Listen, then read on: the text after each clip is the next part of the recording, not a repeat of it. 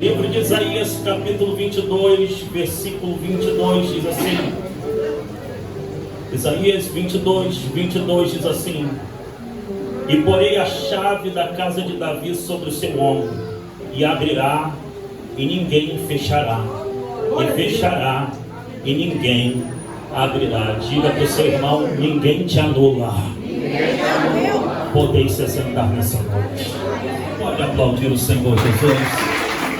Eu sei que tu ainda tem glória aí guardado. Cadê o teu glória? O glória que tu trouxe para esmagar a obra do diabo. Lendo o livro de Isaías, capítulo 22, ele me levou também ao grupo, ao povo que está passando aflição em Apocalipse. E a mensagem para Filadélfia é exatamente esta: a porta que eu abro, ninguém fecha. E a que eu fecho, ninguém abre. Mas o teor dessa mensagem, quando você chega em Apocalipse, você vê que é uma igreja que está lutando constantemente. E uma declaração vai ser uma examinação, porque o apóstolo João veio no arrebatamento, e uma das coisas que as 7 igrejas recebem é dizendo: Deus está acompanhando as suas obras.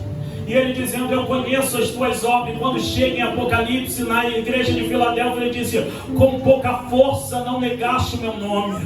Então palavras como essa são para situações difíceis, não são para quem está bem. Para quem entenda que apesar de estar muito difícil, existe um Deus que controla e é soberano e tem a última palavra.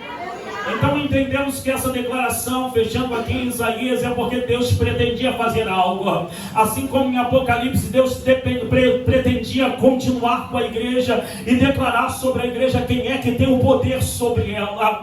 Nós entendemos que a vida humana tem muitos pensamentos, mas a última palavra ainda pertence a Deus.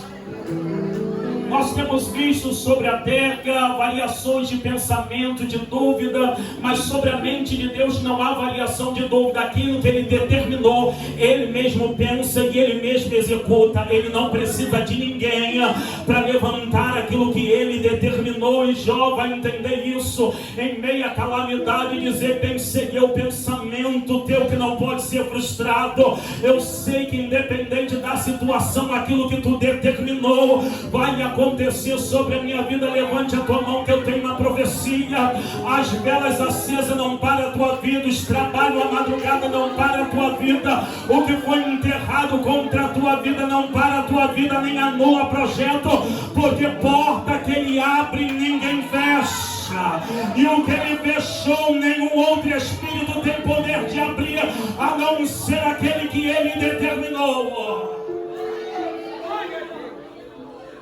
Voltamos para um Deus poderoso, porque nós gostamos de uma declaração tão poderosa, mas às vezes nós não queremos passar situações que nos levam a ter esta mensagem, a mensagem de soberania divina, aonde Ele mostra para você, aonde Ele mostra para os seus amigos, aonde Ele mostra para os seus parentes que Ele não depende de ninguém para te levantar. E alguns homens passaram exatamente nesse tempo procurando Deus em meio à calamidade. E sentado aqui, Deus me levou no dia que Moisés morre. Moisés é levado ao monte. Deus diz para ele: você vai ver a terra que eu prometi, mas você não passará lá, você não ficará só que lá embaixo existe um jovem, agora um homem formado, e o nome dele é Josué. E Josué está esperando o seu ministério iniciar, mas ninguém conta com o início de ministério com a morte batendo em sua porta, porque o ministério de Josué nasce debaixo de uma morte, e não é qualquer morte, é a morte do seu líder, é a morte do líder espiritual de Israel, aquele que levou o povo à libertação. Então está Josué esperando a porta do seu ministério abrir, mas só tem um problema: a porta do ministério dele vai se abrir em dia de luto, em dia de tristeza. Moisés agora sobe ao monte, e quando Moisés sobe ao monte, Deus diz: tu não desce mais, lá já não é mais o teu lugar. Mas eu quero te dizer uma coisa, Moisés, você fez um bom trabalho. Algumas pessoas dizem: ele não entrou na terra prometida, mas te digo uma coisa: ele pode não ter entrado na terra prometida da terra, mas uma coisa ele tem certeza: os braços de Deus o abraçaram. E eu prego sobre um líder que foi salvo. Estamos nos preocupando tanto com promessas, esquecendo da nossa salvação. Estamos correndo num ritmo de uma carreira que precisamos ter tantas coisas, mas queremos tantas coisas e perdemos as condições para entrar no céu. Esquecemos, se negarmos o nome do Senhor, nós não veremos os céus abertos. Esquecemos que não adianta estar na igreja e quando sair da igreja fazer tudo ao contrário do que aquilo que o pastor pregou, daquilo que ele lhe ensinou. Me desculpa, um homem muito rico, algumas pessoas vêm para a igreja atrás de dinheiro, mas me desculpe, o reino de Mamon não te leva para o céu. Um homem muito rico, ele estava numa terra abençoada e ele agora é visitado pela providência de Deus. Naquele tempo ele quebra o celeiro dele e diz: vale um novo celeiro, um celeiro grande para que eu possa colocar a minha colheita. E quando ele derruba, constrói o celeiro, pega toda a sua colheita, bota dentro do seu celeiro e diz: agora eu descanso, agora eu vou ter paz, alegria. E quando ele deita e acha que a alegria dele está naquilo que ele colheu, uma voz do céu vai dizer para ele: louco se pedirem a tua alma hoje.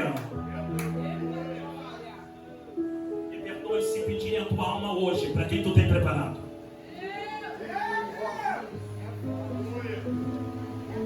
Como é que está a sua vida depois do culto? Porque no culto todo mundo é anjo. Todo mundo serve Jesus e levanta a mão e dá glória. Culto. Mas céu não se entra só com 2h30 de culto. Céu se entra com compromisso diário. Todos os dias, todas as horas, todos os momentos. Por onde você passar, você tem que ser crente. Aonde quando te reconhece, tem que dizer: lá vai um homem de Deus, lá vai uma mulher de Deus. Me perdoe me dizer, pessoas, eles conseguem ser crente 2h30 de culto. Eles só se arrepiam no culto, eles só marcham no culto, só falam em línguas estranhas no culto. Você é um crente xing-ling do Paraguai ou lá da China, aonde precisa de um culto para te movimentar. Isso é crente que não acredita que Jesus pode ir lá na casa dele, para que ele se arrepie, para que ele fale línguas estranhas, para que ele tenha uma vida mudada de conduta. E agora nessa noite eu quero te dizer: a porta que ele abre, ninguém fecha, e aqui ele fecha. E se ele resolver fechar a porta do céu para você que vive uma vida dupla aqui hoje, quem é que abre? Quem é que abre? Não tem pastor que abra, não tem propósito que abra, não tem jejum que abra. A porta que ele abre, também ninguém fecha. Podem te acusar de tudo quanto é nome, podem falar mal do seu ministério, podem falar mal da sua vida, mas o que importa é a sua conduta diante de Deus. O que lhe importa hoje é viver uma vida reta diante de Deus. Uma vez Jó está jogado no pó, enquanto Jó era rico todo mundo aplaudia, e quando Jó agora está pobre, os seus amigos agora lançam sobre ele uma calúnia, dizendo para ele: você está em pecado, confessa o teu pecado. O estado de Jó é tão triste que 7 dias os seus amigos estão em silêncio, porque não sabem o que falar da situação de Jó. E quando ele vai falar da situação de Jó, ele vai dizer: Deus não pode te trazer uma ruína dessa maneira. Quem disse que Deus não pode te jogar no pó? Quem disse que Deus não pode permitir a sua estrutura ser toda quebrada? Mas Jó entende. Não importa o que as pessoas falam do lado de fora, importa é o que eu sinto do lado de dentro. Porque as portas da terra se fecharam, mas as portas do céu estão abertas, me sustentando. Ele vai dizer: não saí do ventre da minha mãe, não, eu voltarei para lá. E o que foi, Jó? Tem pessoas que reclamam porque a comida que ele queria não está na mesa dele. Porque tem gente frustrada no final do ano, é uma calamidade. Porque tem algumas pessoas que dizem: Deus não me deu aquilo que eu queria. Graças a Deus, se ele te desse aquilo que tu queria, do jeito que você está, você ia para o inferno. Porque a caminho que para o homem parece ser perfeito, mas o final... Se Deus te der tudo aquilo que você deseja, eu fico meio preocupado, porque você começa a ser o Senhor da tua vida, e você começa a andar pela porta larga, e a porta larga tem abraçado muita gente, e no final de tudo, a porta larga que te faz sorrir, a porta larga que faz você se sentir bem, é a porta larga que vai te destruir no final da sua história. Porque o caminho do engano, ele te faz feliz no início. O problema não está no início, quando você está no engano, porque o engano te faz feliz, te faz alegre. A própria Bíblia vai relatar isso. Há caminhos que para o homem parecem ser perfeitos. Por quê? Porque o caminho que eles trilham no momento tornam eles alegres, achando eles que eles estão bem com Deus, mas no final, onde todos darão conta para onde vai. De que maneira nós andamos? Tem pessoas que dizem assim, só Deus sabe quem vai salvar. Você tem que saber se Deus vai te salvar ou não. E como eu faço isso? O apóstolo Paulo, em uma das suas ceias, vai dizer, examina-se o homem a si mesmo. Então você sabe o caminho que está andando. Quem está desviado sabe quem está desviado. Quem está santo sabe que é santo. E não precisa nenhuma revelação divina sobre ele. A conduta da vida dele diz para onde ele está indo. Porque a gente tem pregado muita surpresa. Surpresa para você que não lê a Bíblia Sagrada, mas para nós não há surpresa de quem vai subir. Quem está no caminho santo continua se santificando, esse vai subir. E quem está no caminho da injustiça continuará fazendo injustiça, e esse não sobe. É questão de ser super espiritual. É questão de prestar atenção, ler a Bíblia Sagrada e começar a analisar conduta. Eu gosto de Pentecostes, quem vai na minha igreja sabe muito bem disso, gosto de uma visão, uma revelação. Mas um dos povos mais frustrados da terra dos viventes, o que não era para acontecer, são os crentes pentecostais.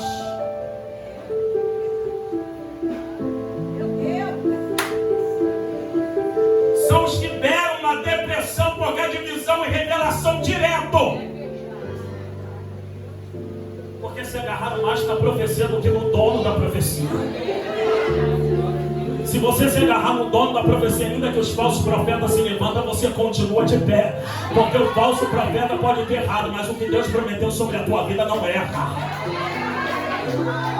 Os falsos profetas passaram e a palavra dele não se cumpriu, mas a palavra que Deus revelou sobre você vai se cumprir. Porque os falsos profetas podem não fazer cumprir a palavra, mas o Deus que te sustenta, o Deus que te levanta, o Deus que te guarda, o Deus que te livra, o Deus que muda a sua trajetória, sem precisar de uma profecia, sem precisar de uma revelação, Ele mesmo faz tudo acontecer para que sua palavra se cumpra. Ele está em nosso meio aqui hoje.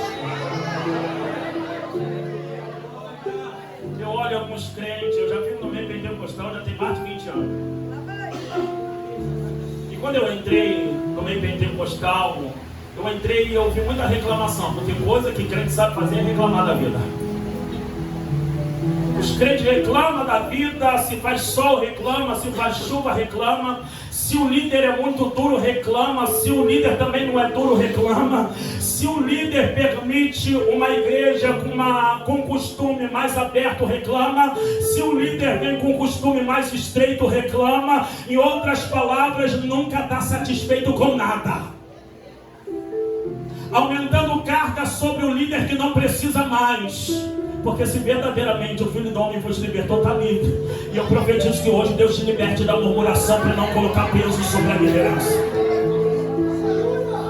E uma vez, no meio do povo, e o povo reclamando, dizendo, eu estou no deserto, eu estou no deserto, estou no deserto, e só reclamo, o tempo passa, é deserto aqui, é deserto ali, e outro deserto aqui, é saúde. Eu falei, Deus, não acredito que tu me trouxe do Egito para ficar aqui no meio desse povo reclamando.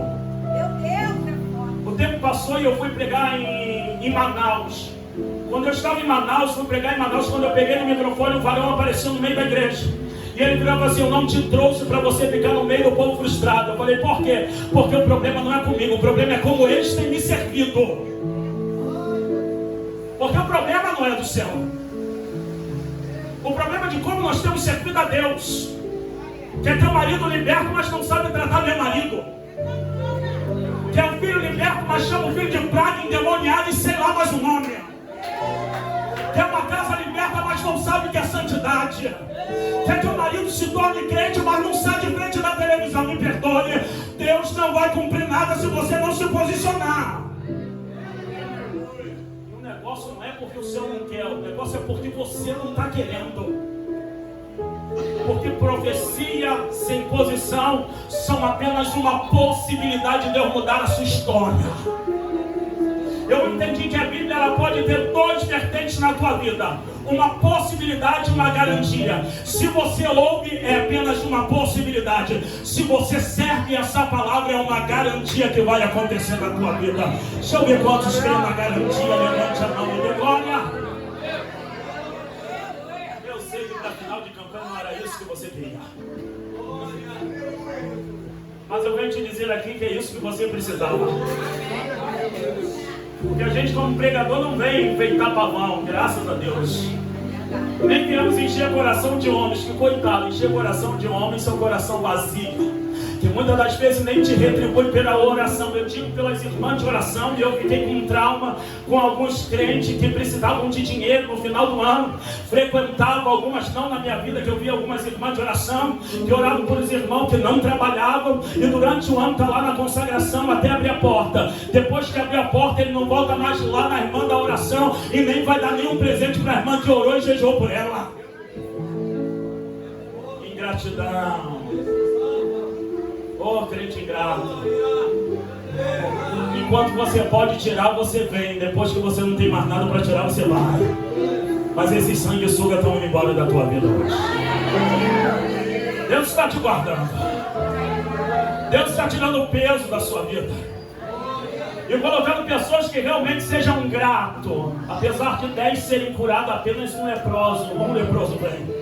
Sabe por que um leproso vem agradecer? Porque ninguém anula o ministério de Jesus. Sabe por que algumas pessoas vêm aqui? Nem todas, porque nem todos têm a mesma fé. É porque um ministério como esse não pode fechar as portas. Então sempre chega um leproso que recebeu um milagre, que recebeu um toque, mas recebeu um toque e voltou para o lugar da onde recebeu um toque. Não esqueceu de quem orou, de quem jejuou, de quem lançou a palavra, de quem entusiasmou ele quando estava nos dias maus. E quando foi curado, não podia voltar em outro lugar e dizer: não, eu vou lá na casa de oração, aonde a pastora orou, aonde jejuar eu vou vir, porque eu preciso contar o milagre que aconteceu. Pega na mão do teu irmão e diga: 2024 tem um leproso ali, porque seu ministério não pode ser anulado. Diga: a sua vida não será anulada por causa de ingratidão. Diga: 2024 Deus vai diminuir o peso da ingratidão de sobre a tua vida. Diga: dores de ingratidão a partir de hoje estão sumindo da tua alma, porque 2024 você vai levantar bem da cama, porque tu vai levantar para sonhar em 2024.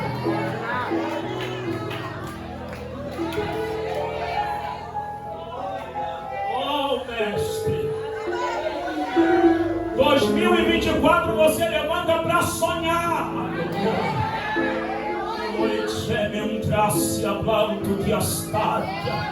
Depois de uma tormenta, Josué levanta. Eu sei que tu teve dores, mas tu vais sonhar com um ministério extraordinário que está nas minhas mãos. Depois de dores, você tem que levantar da cama. Eu digo isso, e quem trabalha com ministério, quem trabalha com uma casa, tem que sustentar uma casa em oração, sabe o que é isso? Você ora por um filho, e nem toda vez o filho é bênção, vamos ser claros. Tem dia que o filho é um vento, mas você não pode jogar fora. Você tem que suportar. E você investiu tudo aquilo na vida daquele filho. Quando você vê o filho, tu diz: meu Deus, o que aconteceu? Você passa um ano, passa a noite, o filho está perdido. Tem fala do marido que quanto mais você olha, mais parece que ele está oprimido. E parece que os demônios vão largar. Mas calma, 2024, final de 2023, você já vem se posicionando, porque 2024, esse homem será liberto, esse filho será liberto, porque ninguém anulará a porta que Deus abre sobre a sua vida. Mas não é tão fácil contar vitória como você imagina. Sorri em meia dificuldade. É só para gente que é fiel, para gente que ora. Tem pessoas que olham a pastor e vê que ela marcha, e vê que ela profetiza, mas só ela sabe as crises existenciais no dia que ela está sozinha.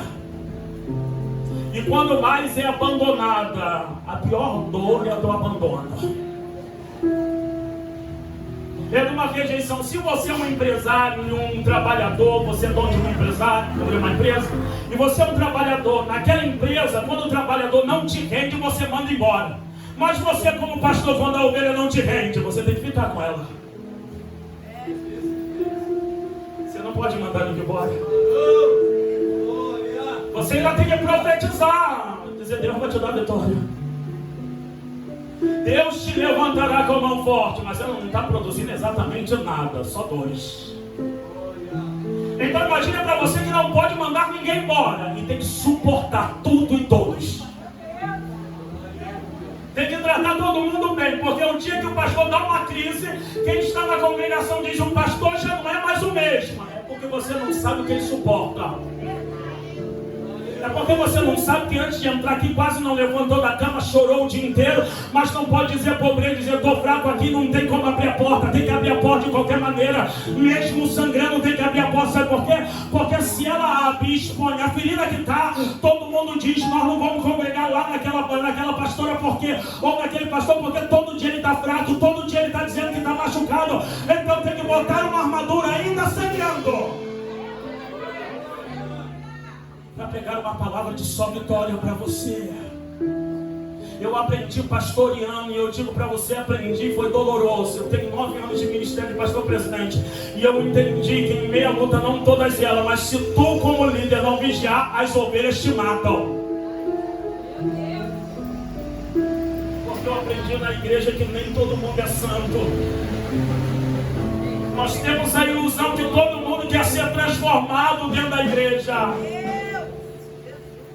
Mas Deus colocará a chave em Davi, colocará sobre os seus ombros, e o que ele abre, ninguém fecha, e o que ele fecha, ninguém abre. Então Deus está dizendo: independente do que está te acontecendo no seu exterior, não impede daquilo que eu estou fazendo no seu interior. Estou te dando força, eu estou te sustentando, eu estou te guardando, eu estou te livrando, eu estou te levantando. Eu estou mostrando a uma nação quão forte eu sou dentro de um homem. Eu estou dizendo: eis que estou convosco até a consumação do século.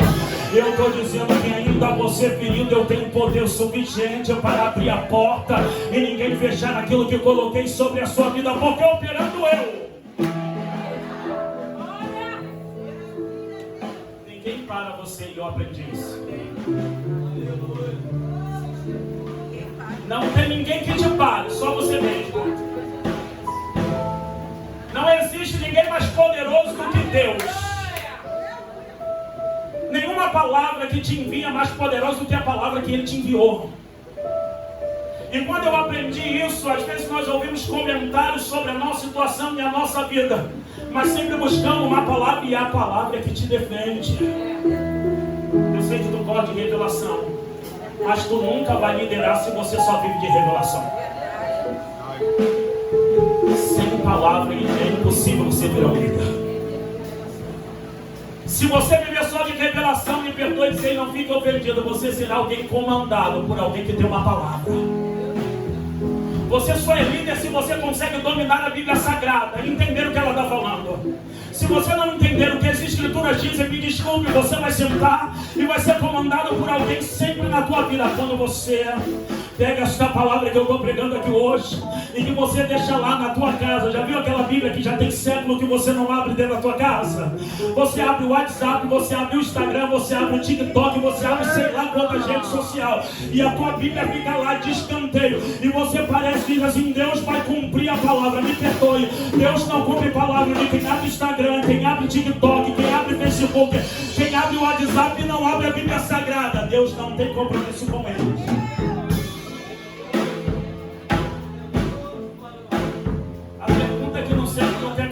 Há quantos quilômetros você está longe de Deus? Ei! Quantos quilômetros? Porque está dentro da igreja, não está perto. E eu te mostro na Bíblia Sagrada, Ofni e Finéias estavam dentro do templo, estava quilômetro longe de Deus. Porque eles acharam que Deus não ia fechar a porta do céu para eles. Eles tinham Bíblia de crente, ou melhor, mandamento de crente, roupa de crente. E me desculpe, e até nos cultos de crente. Mas eles não eram verdadeiros crentes. Eles costumavam ter vida dupla.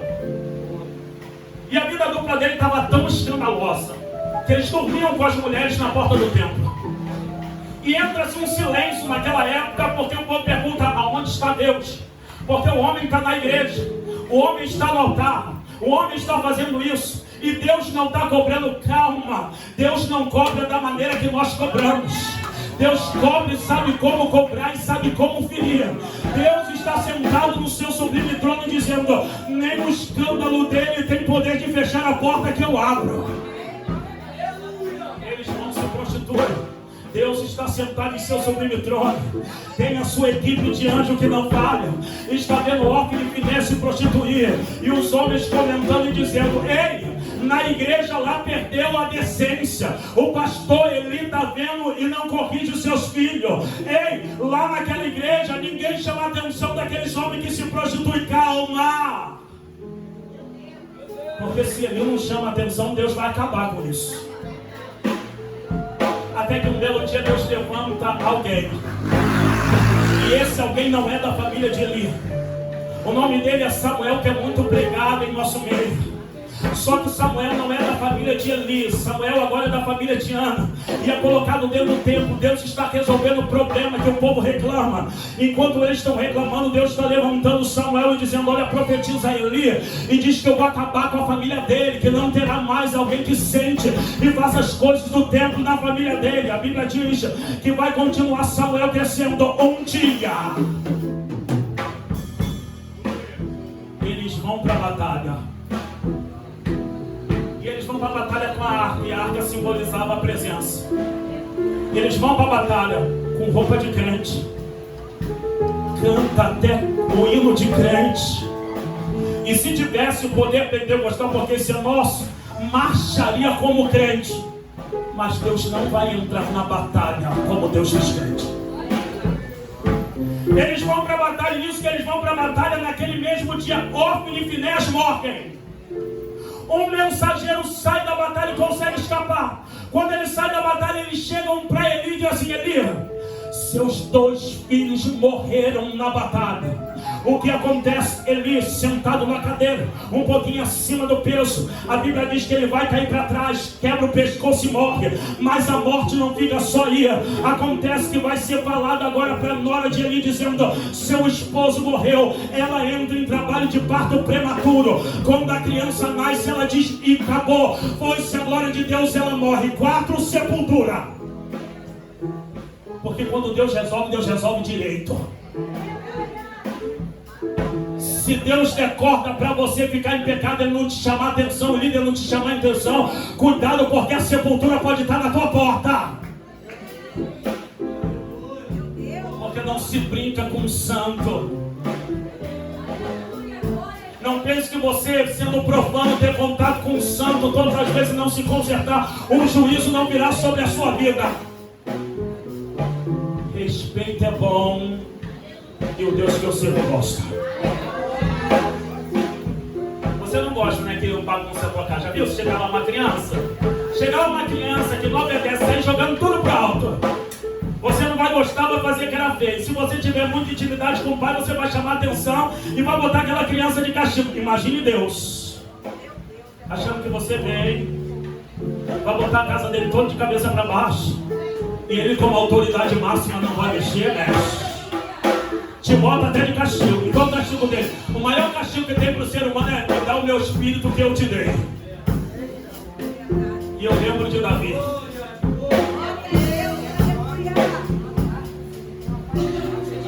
Davi está sentado no seu trono. E tem alguns irmãos como Davi que ninguém encarnou, né?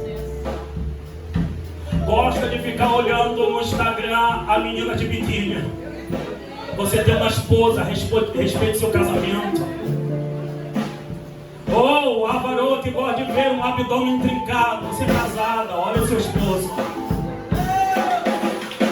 Respeite seu casamento. Ah, mas isso não tem nada a ver. Foi por isso que Davi caiu, porque não tinha nada a ver.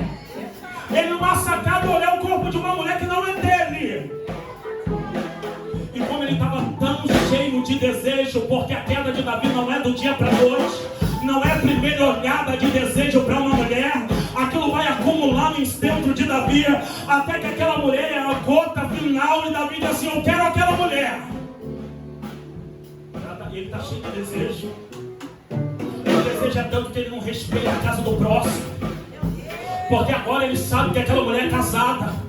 Alguns crentes me perdoam e dá em cima de irmã casada, respeita o casamento dos outros.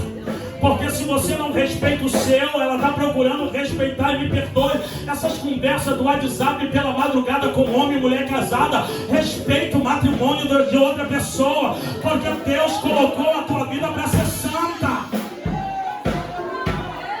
Tem algumas pessoas que têm senha no WhatsApp. Não, porque eu tenho privacidade. Ué, tu não casou, não tem privacidade, é uma só carne. Se tem privacidade, tem alguma coisa errada nesse meio. Se ele não pode acessar o teu celular e nem você acessar o celular dele, tem algum impedimento, alguém está no meio. Vocês estarão só. É engraçado, vocês dormem na mesma cama, mas não pode dividir o mesmo celular. Está alguma coisa errada. Tem alguma coisa me cheirando mal. Não, eu tenho que ter privacidade, porque não, você casou, é um só, não tem privacidade. Você entra, você deita na mesma cama que ela, você vai pro mesmo dormitório, pro mesmo banheiro, pra mesma sala, senta na mesma mesa e não divide o celular, por quê? Quem é que está nessa conversa que ele não pode ver ou que ela não pode ver? Que privacidade é? Se quisesse privacidade, ficava solteiro.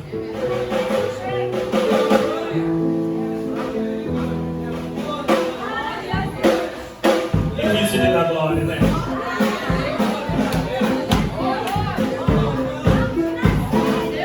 É uma só carne quando lhe convém.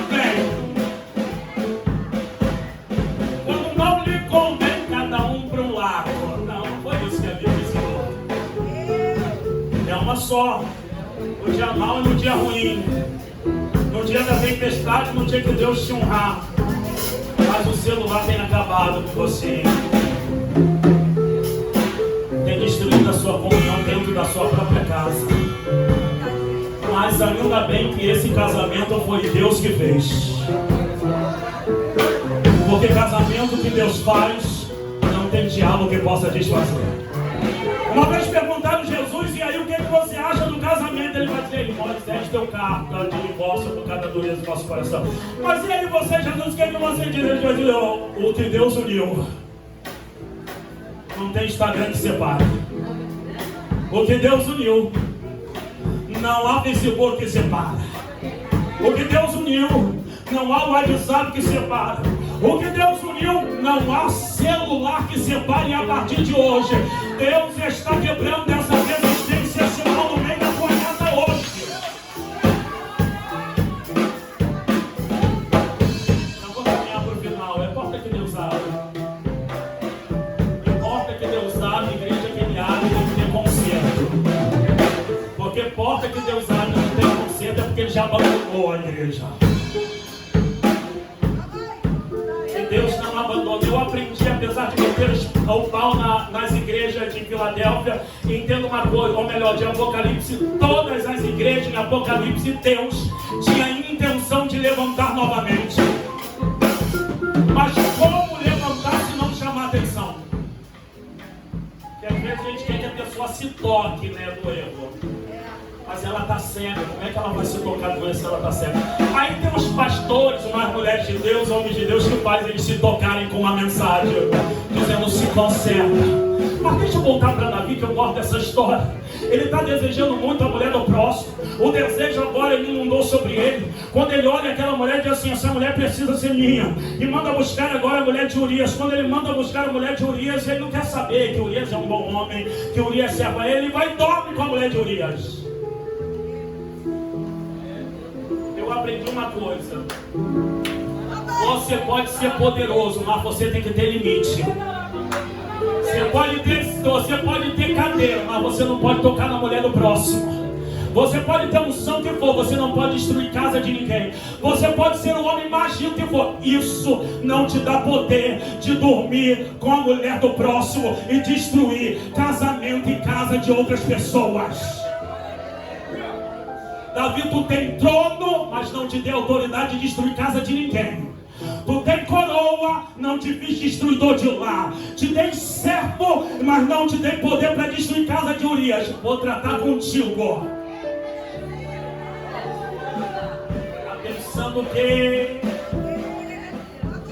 Tá pensando que é ungido e Deus não te trata? Crava uma espada na tua casa. E me perdoe de dizer, aceita que dói menos para tu não ir para o inferno. Porque a gente peca e quer que Deus perdoe. A gente só não quer aguentar a consequência do pecado. Davi, tu não pecou? Não dormiu com a mulher de Urias?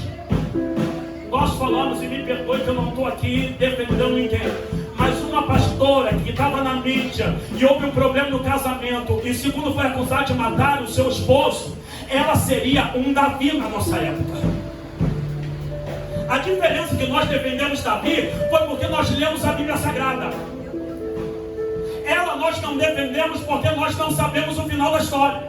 Mas nós acreditamos que Deus entrou com perdão na vida de Davi. Mas na vida da pastora, nós dizendo que ela é endemoniada, que ela está cheia de capeta, que ela tá... E Davi estava com quem então? Me explica!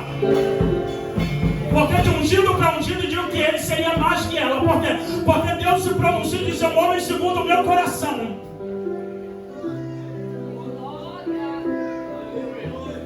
Ele vai dormir com a mulher e vai mandar matar. Se ela mandou matar, Davi também mandou matar. Se ela se prostitui, Davi também se prostitui. Se ele tinha uma coroa, ela também tinha um ministério.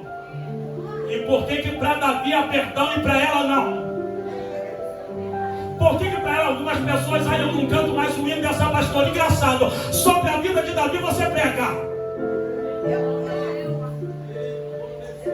Engraçado, o pecado dele não anulou as obras dele, mas o pecado dela que anulou os hinos que ela canta. Hipócrita,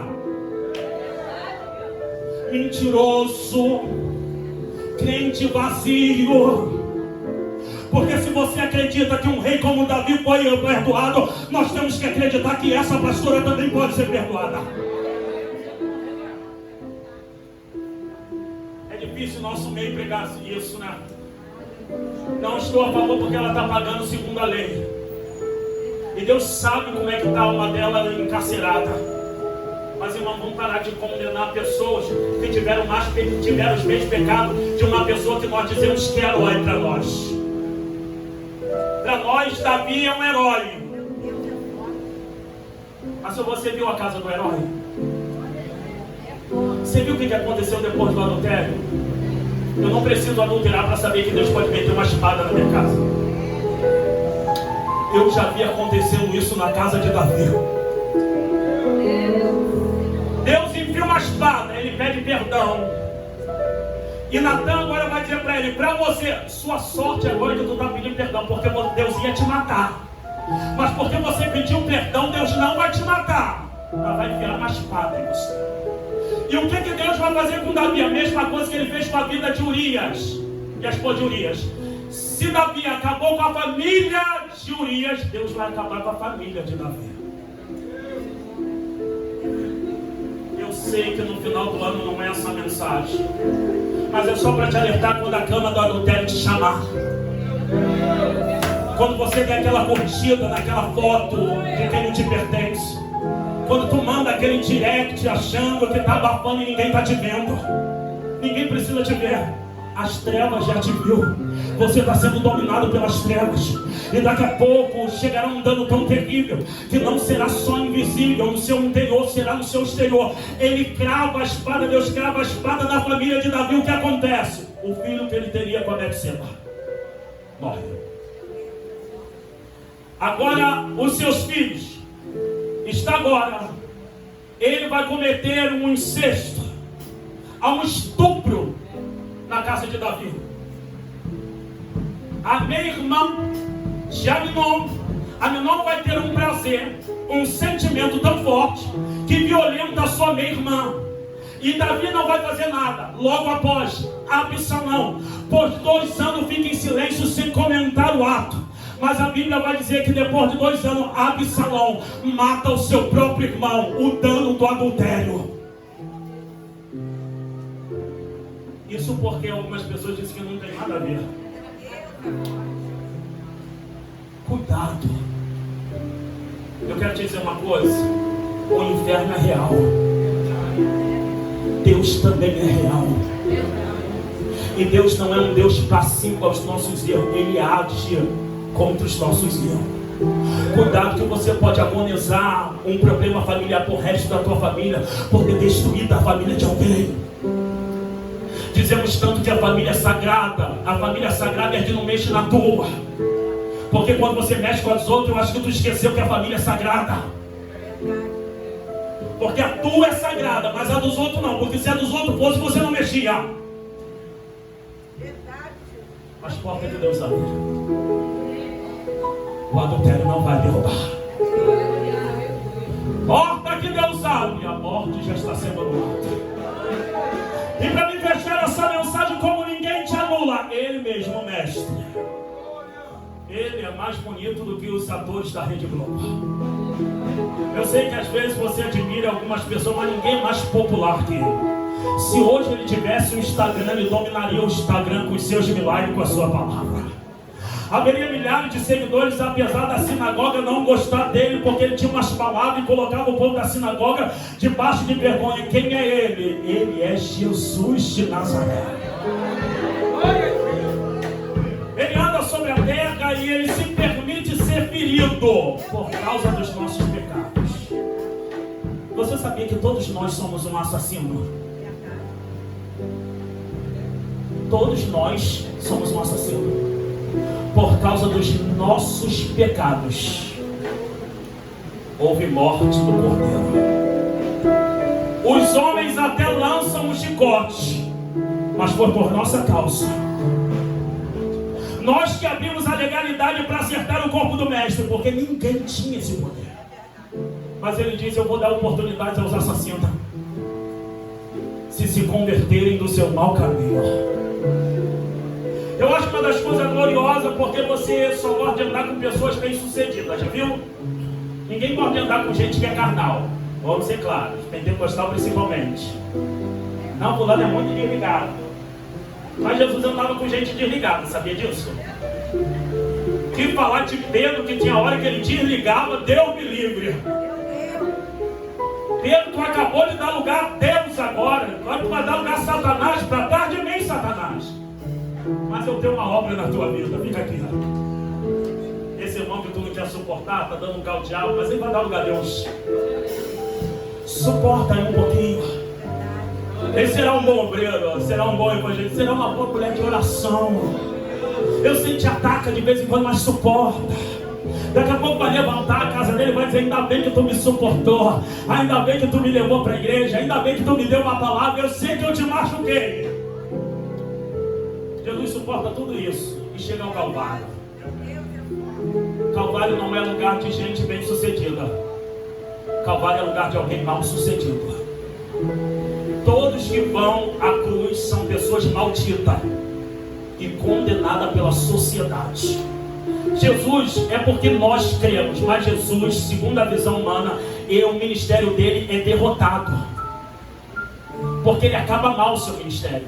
Seu ministério não acaba bem. Seu ministério não acaba glorioso. Seu ministério acaba onde um ladrão pode acabar a sua vida, sendo pregado no Calvário. O que faz o ministério de Jesus ser um sucesso é a ressurreição, e para quem crê. na ressurreição. Mas para quem não crê, a vida de Jesus parou ali e a mentira ficou ali. Como dizendo, Jesus é um mentiroso, eles não acreditam na ressurreição. Então, visivelmente, quem olha para Jesus e não tem fé, ele diz, o ministério de Jesus é fracassado. Mas nós, que somos a igreja, dizemos, é o ministério mais abençoado que já existiu na terra. Ele sofre, e nisso que ele sofre, no último momento, existe um ladrão. O ladrão diz para ele, diz assim, lembra-te de mim quando entrares no teu reino. Jesus vai dizer para ele, hoje mesmo, a porta que eu abro para você, ninguém fecha. Hoje mesmo estarás comigo no paraíso. Quando ele declara que porta que ele abre ninguém fecha, ele diz, tetelestai, está consumado. Aí só quando ele abre a porta do céu para garantir a entrada do ladrão, diz, agora eu posso morrer, porque não tem acusação contra ele que faça aquele homem ir para o inferno. Ele está garantido no céu. Jesus morre, o ladrão morre, ele é enterrado 3 dias. Eu gosto da equipe de Jesus. Pastor, eu aprendi que a nossa equipe humana, ela é até esforçada, mas ela fracassa. Mas a equipe do céu não fracassa. 3 dias ele está dentro de uma sepultura. Enquanto ele está no Getsemane, a equipe dele, Pedro, Tiago e João, dorme. Ninguém pôde consolar. Quando ele está na sepultura, ninguém vê, porque eles estão em casa. E antes de Maria Madalena chegar, a equipe de Jesus está posta na porta do cemitério, ou na cova onde ele está. Quando ela chega e diz assim, aonde está o corpo do mestre? A equipe de Jesus, a comitiva de imprensa do céu, vai dizer para aquela mulher, eu sei quem vocês procuram. Vocês procuram aquele que sempre abriu porta para vocês e garantiu vocês. Mas eu tenho uma resposta para você, porta que ele abre, ninguém fecha. E porta que ele fecha, ninguém abre. Se esse homem que tem poder tanto para abrir porta e ninguém fechar, manteva, tu acha que a morte seguraria ele por muito tempo? Ele não está aqui. Por quê? Porque a porta do sepulcro abriu. E quem fechou a porta do sepulcro antes não foi Deus, porque quando Deus fecha é permanente. A porta do sepulcro que fecharam foi homem. Porta que homem fecha, Deus ainda abre. Se fosse porta de Deus, não abria mais. Então eles botam a pedra onde Jesus está morto. Deus diz, eu removo a pedra, porque não fui eu que fechei. Porta que eu abro, ninguém fecha. Ninguém tem autoridade de fazer a morte te segurar por muito tempo. Deus está proibindo a morte de te segurar hoje. Você é a igreja eleita, você é a igreja do arrebatamento, você tem um encontro com Deus, e Deus abriu porta para você que não pode se fechar. E eu creio. Quando ele vem ao 3º dia, eu gosto do debate, porque está assim, ressuscita ou não ressuscita? Estava mais caloroso do que aquele debate entre quem vai ser o presidente, se é Lula ou Bolsonaro. Teve alguns que perderam o equilíbrio e até hoje estão desequilibrados porque Bolsonaro perdeu.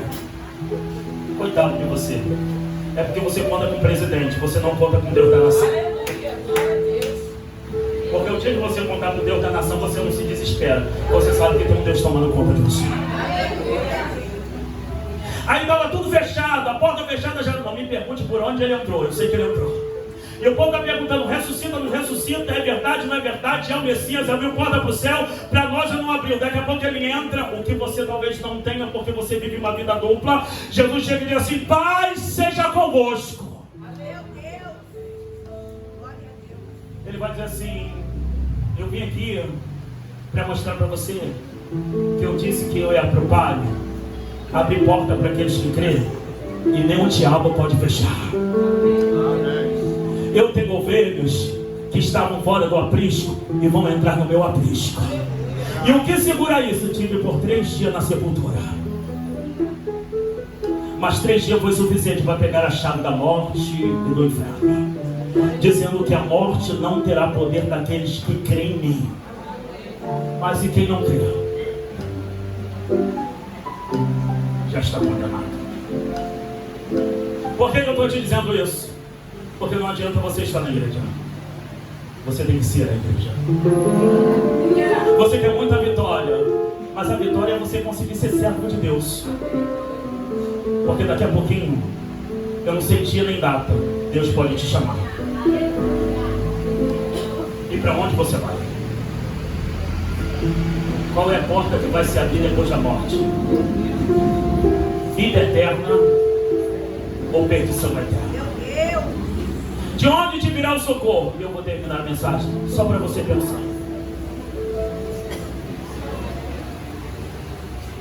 Quem te livrará do grande e terrível dia do Senhor? Quem crê que Jesus está aqui, levante a mão. Entenda isso. Ninguém pode te anular, mas você pode se anular. Ninguém pode acabar contigo, mas você pode acabar com você. Ninguém poderia acabar com Davi, ele mesmo acabou com a própria vida. Ninguém podia acabar com Judas Iscariote, ele mesmo acabou com a própria vida. Você tem poder de ter uma vida bem sucedida, aleluia, ou ter uma vida destruída, segundo as tuas ações. E quem crê nisso, aplauda o Senhor Jesus.